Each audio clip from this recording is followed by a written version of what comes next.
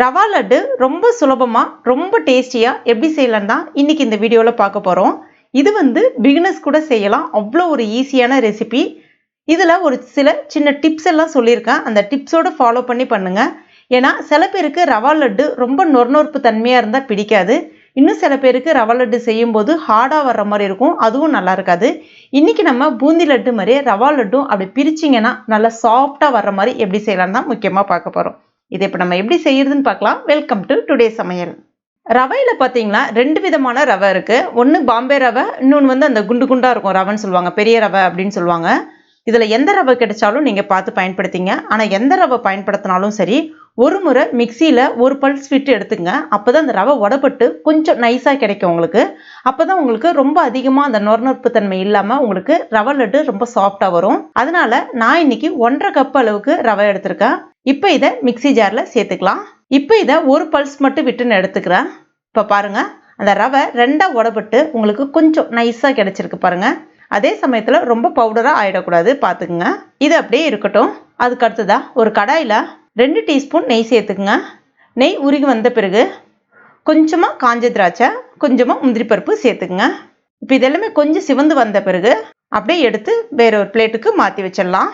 அடுத்ததா இதிலே மறுபடியும் ஒரு 2 டீஸ்பூன் அளவுக்கு நெய் சேர்த்துக்குங்க. நெய் ஆப்ஷனல் தான். நிறைய சேர்க்கணும், இவ்வளோ சேர்க்கணும் அப்படிலாம் கிடையாது. நீங்கள் ஒரு ஸ்பூன் குறைச்சி சேர்த்தாலும் ஒன்றும் தப்பு இல்லை.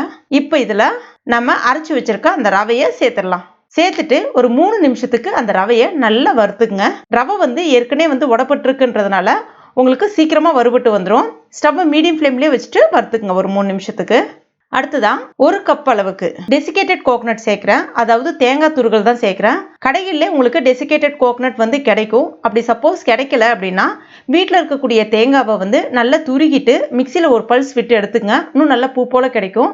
அதுக்கப்புறமா அதை கடாயில் சேர்த்துட்டு மிதமான தீயில வச்சுட்டு வறுத்துட்டே இருந்தீங்கன்னா அந்த தேங்காயில் இருக்கக்கூடிய அந்த ஈரத்தன்மை எல்லாமே போயிட்டு உங்களுக்கு இந்த மாதிரி டெசிகேட்டட் கோகனட் கிடைச்சிரும்.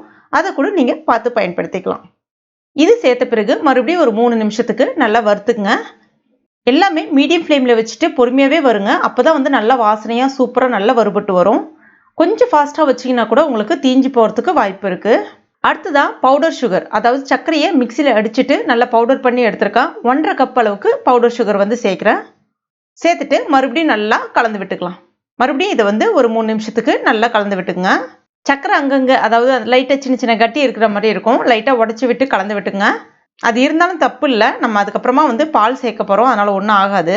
இப்போ எல்லாத்தையும் நல்லா கலந்து விட்ட பிறகு கொஞ்சமாக நட்ஸ் சேர்க்குறேன். இது முற்றிலும் ஆப்ஷனல் தான். வெறும் முந்திரி பருப்பும் திராட்சை மட்டுமே போதும். கொஞ்சமாக பாதாம் கட் பண்ணிட்டு சேர்த்துக்கிறேன். அடுத்ததாக வறுத்து வச்சிருக்க அந்த காஞ்ச திராட்சை, முந்திரி சேர்த்துக்கலாம். கூடவே 1/2 கப் அளவுக்கு நல்லா சூடா இருக்கக்கூடிய பால் சேர்த்துக்கிறேன். சேர்த்துட்டு நல்லா கலந்து விட்டுக்குங்க. ஒரு 2லேருந்து ஒரு 3 நிமிஷத்துக்கு நல்லா கலந்து விட்டுக்குங்க. கலந்து விட்டீங்கன்னா அந்த ரவை அந்த பாலை எல்லாத்தையும் நல்லா உறிஞ்சிட்டு உங்களுக்கு இந்த மாதிரி நல்லா உதிரி உதிரியா வர ஆரம்பிச்சிரும். அதே சமயத்துல லைட்டா ஒரு ஈரப்பதமும் இருக்க ஆரம்பிக்கும். இப்போ நீங்க ஸ்டவ்வை உடனே ஆஃப் பண்ணிடலாம். ஆஃப் பண்ணிட்டு அப்படியே பிடிக்க ஆரம்பிச்சிடலாம். அதாவது சூடு பார்த்தீங்கன்னா உங்களுக்கு ரொம்ப இருக்காது, மிதமான சூட்டில் தான் இருக்கும். அப்படியே பிடிக்க ஆரம்பிக்க வேண்டியதான். இதில் பார்த்தீங்கன்னா உங்கள் வீட்டில் எந்த கப் இருந்தாலும் அந்த கப்பை பயன்படுத்தி அடுத்தடுத்த அளவுகளை அளந்துக்குங்க, சரியாக இருக்கும். அதே மாதிரி பால் சேர்த்துருக்கோம் அப்படின்றதுனால இது கெட்டு போய்டும் நீங்கள் பயப்பட வேண்டாம். இது நல்ல நம்ம சூடான பால் தான் சேர்த்துருக்கோம். பால் இந்த அளவுகளுக்கு குறைவாக தான் சேர்த்துருக்கோம். அதனால் இதுக்கு கெட்டு போகிறதுக்கு வாய்ப்பு இல்லை. ஒரு 10 நாளைக்கு வரைக்கும் வச்சு நீங்கள் தாராளமாக சாப்பிட்லாம். இப்போ பாருங்க, பிடிச்சாச்சு. நல்ல சூப்பராக அழகாக ஷேப்பாகவும் கிடைச்சிருக்கு பாருங்க. இதே மாதிரி நீங்கள் அடுத்தடுத்து அப்படியே பிடிக்க வேண்டியதான். கடைசி பேட்ச் வரும்போது பார்த்தீங்கன்னா உங்களுக்கு கொஞ்சம் ட்ரை ஆன மாதிரி இருக்கும். உங்களுக்கு சப்போஸ் ரொம்ப ட்ரை ஆயிடுச்சு, பிடிக்க வரல அப்படின்னா ஸ்டவ் ஆன் பண்ணிட்டு கடையை லைட்டாக ஹீட் பண்ணிங்கன்னா மறுபடியும் உங்களுக்கு லைட்டாக அந்த கெட்டிப்பட்ட மாதிரி வரும். அப்போ மறுபடியும் நீங்கள் பிடிக்கிறதா இருந்தாலும் பிடிச்சிக்கலாம், ஒன்றும் தப்பு இல்லை. அவ்வளோதான். ஒரு பர்ஃபெக்டான ரொம்ப ரொம்ப சிம்பிளான ரவா லட்டு ரெடி ஆயிடுச்சு. இது ரொம்ப ரொம்ப ஈஸி மெத்தடு. கண்டிப்பாக நீங்கள் உங்கள் வீட்டில் ட்ரை பண்ணி பாருங்கள். இதில் நம்ம அந்த தேங்காய் துருகள்லாம் சேர்த்து செஞ்சுருக்கிறதுனால அந்த டேஸ்ட் வேற லெவலாக இருக்கும். கண்டிப்பாக ட்ரை பண்ணி பாருங்கள். எவ்வளோ சாஃப்டாக உடையுதுன்றது நான் உங்களுக்கு செஞ்சு காமிக்கிறேன் பாருங்க. இப்போ பாருங்கள் எவ்வளோ சாஃப்டாக உடையுது பாருங்க. அவ்வளோ சாஃப்டாக இருக்கும், நல்லா ஸ்மூத்தாகவும் இருக்கும், டேஸ்ட்டும் வேற லெவலாக இருக்கும். கண்டிப்பாக ட்ரை பண்ணிட்டு மறக்காம எனக்கு கமெண்ட் பண்ணுங்க. இந்த வீடியோ பிடிச்சிருந்தா லைக் பண்ணுங்க. உங்கள் நண்பர்கள் மற்றும் ஃபேமிலி மெம்பர்ஸ் கூட மறக்காம ஷேர் பண்ணுங்க.